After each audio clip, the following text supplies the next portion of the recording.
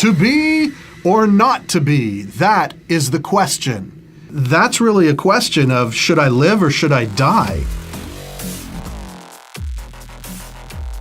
I just realized that life hurt.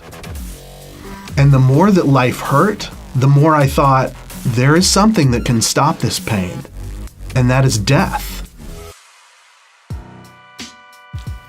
My dad is a professor of physics at Stanford University, so education was so important to our family. And as a result, I grew up reading all the time. One of the things I loved to read was Greek mythology. And you know, if you read enough of this Greek mythology, you see that it's these gods like Zeus who see these earth women that they're attracted to, and they have children with them. All the great heroes of Greek mythology, Hercules and Perseus and Theseus, they're all these half man, half gods. You know, honestly, that's kind of the way Jesus came across to me. There's this God and he finds this Mary, and it's they have a child, and it's Jesus, the Son of God. I mean, it just came across as very not monotheistic and not Jewish at all. My grandfather exchanged letters with his family in Austria back and forth until one day the letters stopped. And it was at that point that he knew that his family had been interned in concentration camps and that he would never see them again. Because of that experience, it was so important for me and for all my family to understand who we were as Jewish people. I grew up in the synagogue. I studied to read the Torah, and I ended up reading every week after my bar mitzvah. It influenced everything about how I grew up.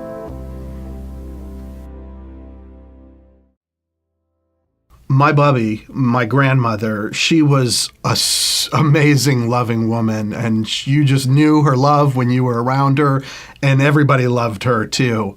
And one day when I was 10, she was hit by a car and killed. And it was as if life stopped. We didn't know what made sense anymore. We didn't know what was supposed to happen in the world because she was dead, and we buried her, and she went ashes to ashes, dust to dust, and I thought, the worms get her now? Is there anything else? What else is there? It was so overwhelming, and it just took me to a very dark place, and I felt so empty. I began to get really depressed, and I began to spiral down further and further. Over time, during that struggle, it just got harder and harder for me to go on living. And one night I went for a walk, and I decided, when I get home, I'm going to end my life. I don't want to fight this pain anymore. I was on my way home, almost to my house, when I saw a friend of mine had parked her car across the street. And as I got to my driveway, I realized it was my friend Kim. Out of the blue, she was at my house waiting for me. I had no idea why. And as she greeted me, I said, "It's really not hello, it's goodbye." And she asked me what I meant, and I said, "Because Kim, I'm tired of this pain. I'm going to end my life." Well, Kim asked me if she could share with me about what she believed about Jesus. And I thought, oh, here it comes. But you know, honestly, it seemed really rude to tell her that I'd rather kill myself than hear what she believed. And I wasn't that kind of person, so I said, "Okay, Kim, tell me." Well, as Kim began to share with me, I was riveted. She was talking about the God of Abraham and Isaac and Jacob. And I was astounded and amazed. And the more she spoke, it was like fireworks were going off in my mind, answering all these questions I didn't even know I had. We talked for hours and hours about redemption and purpose and meaning and God. I don't even remember everything we talked about, but it was mind-blowing. It got so late and I was so tired that even though I was amazed by everything we were talking about, I just needed a break. So I said, "Kim, look, I can't think anymore, but I promise you, I won't kill myself before we talk again. I need to go to bed." The next 2 days, all these thoughts kept going through my mind again and again.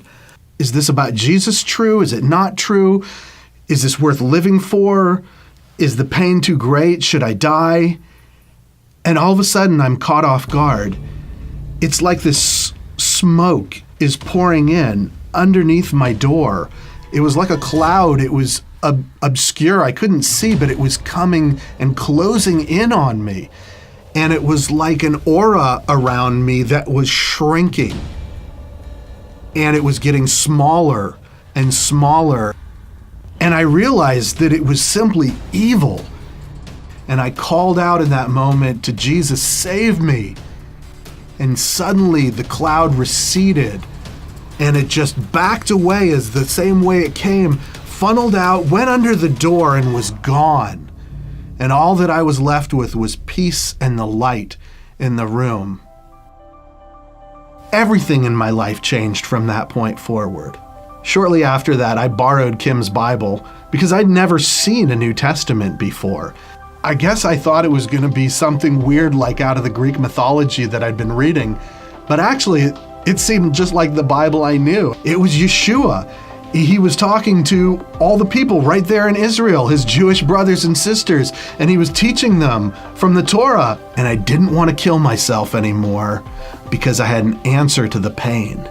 And I was able to keep moving forward as I sorted my life out and found meaning and purpose with Jesus.